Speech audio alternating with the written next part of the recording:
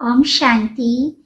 हमारे comment section में एक प्रश्न आया है कि हमको शिव बाबा की, परम पिता परमात्मा की याद निरंतर नहीं रहती है। क्या कोई ऐसा उपाय है जिससे हमको बाबा की याद स्वतः और निरंतर ही बनी रहे? तो उत्तर है, आपको भी लग रहा होगा ये प्रश्न तो मेरा भी है। सच यही है कि शायद ये हम सब आत्माओं का प्रश्न है। हम सब दिल से चाहते हैं कि हमको मीठे प्यारे शिव बाबा की याद निरंतर और स्वतः ही बनी रहे, बल्कि हमको उनको भूलने की मेहनत करनी पड़े। और इसका सबसे अच्छा उपाय है कि हमारा बाबा के साथ इतना गहरा और दिल का अटूट रिश्ता कायम हो जाए कि हमको उनको याद नहीं करना पड़े, बल्कि उनकी याद तो हमको स्वतः और निरंतर ही आती रहे। क्योंकि हमको किनकी याद स्वतः आती है? जिनके साथ हमारा जितना गहरा संबंध होता है। तो इसको एक कहानी के माध्यम से समझते हैं। ये कहानी है एक बहुत ही अच्छे इंसान की, जो परम पिता परमात्मा की दिल से भक्ति करता था और जो निरंतर ही पूजा पाठ करता था।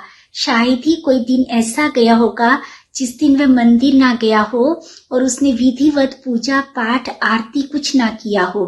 सच यही है कि जो भी मंदिर में होता था वो उसमें सब में भाग लेता था, भले फिर वो आरती हो, वो हवन हो, वो कोई जप तप हो, कोई मंत्र हो, हर एक में वो भागीदारी करता था।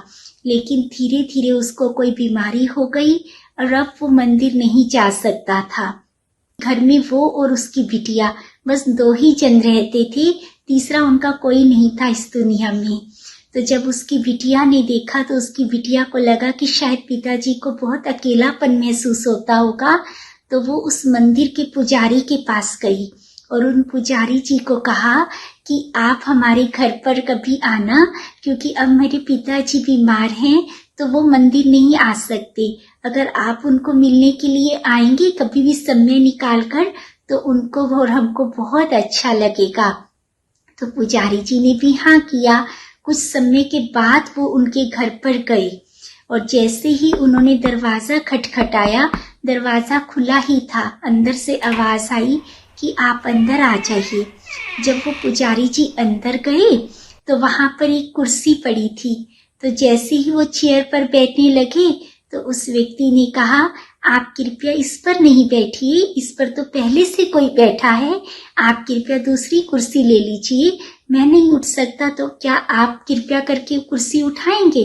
तो पुजारी जी को बड़ा वंडर लगा, क्योंकि उस कुर्सी पर कोई नहीं बैठा था। तो उनको लगा शायद बीमारी के कारण इनकी मानसिक हालत भी अभी ठीक नहीं है। तो पुजारी जी ने कुछ नहीं कहा। उन्होंने दूसरी कुर्सी उठाई और उस पर बैठ गए। फिर उन्होंने फल काटा और जैसे ही फल सर्व किया तो पहले खाली कुर्सी को सर्व किया। तो अब पुजारी जी से रहा नहीं गया। उन्होंने कहा, आप इस खाली कुर्सी को क्यों सर्व कर रहे हैं? इस पर कोई नहीं बैठा। तब उस व्यक्ति ने कहा, अरे नहीं, इस पर तो साक्षात परम पिता परमात्मा मेरा खुदा दोस्त बैठा है, तो उसको खिलाए बिना मैं आपको कैसे सर्व कर सकता हूँ? तो पुजारी जी को वंडर लगा कि ऐसा कैसे हो सकता है। तो उनको बड़ी जिज्ञासा हुई जानने की। तो उन्होंने कहा, क्या आपको सचमुच यहाँ पर कोई दिखाई दे रहा है? मुझे तो कुछ नहीं दिखाई दे रहा। तो उन्होंने कहा, नहीं, बैठा तो है सामने। तो उन्होंने कहा, कैसे आपको दिखाई दे रहा है? मुझे नहीं दिखाई दे रहा। तब उस व्यक्ति ने कहा, ये सच है कि कुछ समय पहले तक मेरी हालत बहुत खराब थी। जैसा ही मेरे मंदिर में जाना बंद हुआ तो मुझे बहुत ज्यादा चिंता सताने लगी। मुझे हर वक्त यही चिंता रहती थी कि मेरा क्या होगा, और सबसे ज्यादा चिंता ये रहती थी कि मेरे बाद मेरी इकलौती बेटी का क्या होगा, कौन उसका ख्याल रखेगा। अब तो मैं मंदिर भी नहीं जा सकता और मुझे तो कोई भी मंत्र जाप हवन अपने आप करना ही नहीं आता है, तो मैं कैसे परमात्मा को याद करूं? तो अंदर से पता नहीं अंतरात्मा से आवाज आई, आप परमात्मा के दर तक नहीं जा सकते, परंतु परमात्मा को तो अपने दर पर बुला सकते हैं। तो जैसे लगा जैसे भगवान ने स्वयं मेरे को ये बात कही। बस उस दिन से अंदर से ही अपने आप टचिंग हुई। तो मैंने क्या सोचा कि कि जैसे सामने ही बैठे हैं। और उस दिन से मैंने परम पिता परमात्मा को फील करना आरंभ किया। क्योंकि मुझे कोई मंत्र जाप नहीं आता था, तो मैंने सहज भाषा में उनसे बात करना शुरू किया। मैंने अपना हर दुख सुख हर कुछ उनसे बांटना शुरू कर दिया। मुझे पता ही नहीं चला, कुछ ही दिनों में उनके साथ मेरा ऐसा रिश्ता कायम हो गया। अब मैं हर दिल की बात उनसे कहता हूँ। आप यकीन मानिए, अब मुझे किसी प्रकार की कोई चिंता नहीं। अंदर इतना सुकून है, इतना आराम है, कोई फिक्र नहीं है कि मेरे बाद मेरी बिटिया का क्या होगा। अब ऐसा लग रहा है जैसे मैं एक बहुत छोटा सा बच्चा बन गया हूँ, जिसकी सारी फिक्रात उसके माता पिता को है, मेरे भगवान को है, मेरे खुदा दोस्त को है। अब मुझे कोई चिंता नहीं होती, किसी प्रकार का कोई डर नहीं लगता, बिल्कुल भी अकेलापन महसूस नहीं होता। हर पल हर घड़ी ये लगता है कि जैसे परमात्मा तो मेरे सन्मुख ही बैठा है, वो हर पल मेरे साथ रहता है, वो किसी भी चिंता परेशानी को मेरे से आने से पहले ही हर लेता है। और सबसे बड़ा वंडर ये है कि मेरे को शारीरिक दुख का भी भान नहीं हो रहा है। भले दिखने वाले को लग रही होगी कि पीड़ा हो रही है, मैं जानता हूँ कि मुझे अंदर से कोई पीड़ा नहीं है। इतना आराम, इतना सुकून तो मैंने इतने वर्षों में नहीं फील किया था जो मैंने इन चंद दिनों में फील किया है। जैसे ही पुजारी जी ने ये बातें सुनी तो उनको लगा कि काश ये अनुभव मैं भी कर पाता। और बिना कुछ कहे पुजारी जी वहां से चले गए। और कुछ दिनों के बाद जब वो बिटिया फिर से मंदिर में गई तो उन्होंने बहुत प्यार से पूछा कि आपके पिताजी का क्या हाल है। तो बिटिया ने कहा, अब मेरे पिताजी इस दुनिया में नहीं हैं, थोड़े ही दिन पहले उन्होंने शरीर छोड़ दिया। तो पुजारी जी को अंदर से इतनी उत्सुकता हो रही थी जानने की कि जब उन्होंने शरीर छोड़ा तो क्या उनको कोई तकलीफ हुई थी। तो उनकी बिटिया ने कहा, इतना सुकून, इतनी शांति उस कमरे में मैंने आज तक अनुभव नहीं की जिस दिन मेरे पिताजी ने शरीर छोड़ा। शरीर छोड़ने से कुछ समय पहले अमृत वेले का समय रहा होगा, लगभग 4 बजे का। तो मेरे पिताजी ने मुझे अपने पास बुलाया और बहुत प्यार किया, सिर पर दुआओं से भरा हुआ हाथ रखा, इतना आशीर्वाद दिया। लेकिन थोड़े समय के बाद जब मैं 5 बजे के करीब उनके कमरे में पहुंची तो कभी भी मेरे पिताजी इन दिनों में बिस्तर से नहीं उठे थे। लेकिन मैंने क्या देखा कि वो उस कुर्सी के पास आए हैं।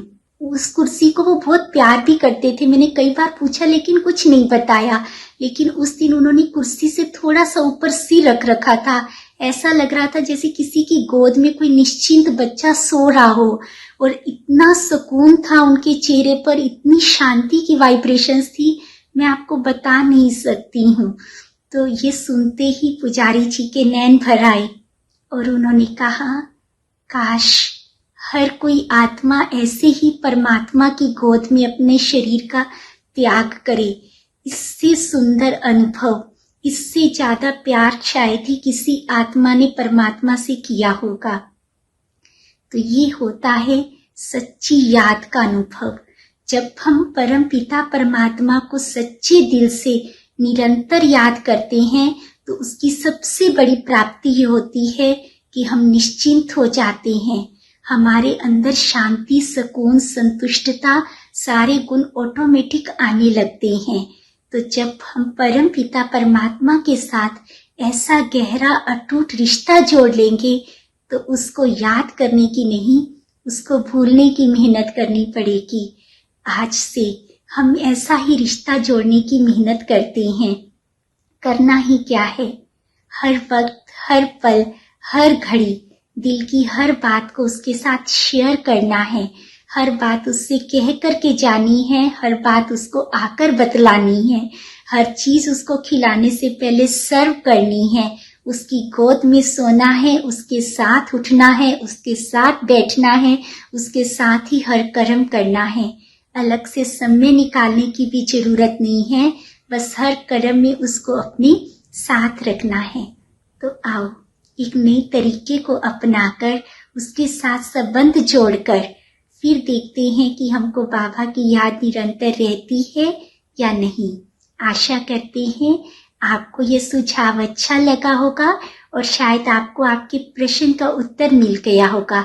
यदि आपका भी कोई प्रश्न है जो आप हमसे पूछना चाहते हैं तो कृपया आप अपने प्रश्न कमेंट बॉक्स में लिख करके हमें दें। हम बहुत ही जल्द आपके प्रश्नों का समाधान लेकर फिर से आपके सामने हाजिर होंगे।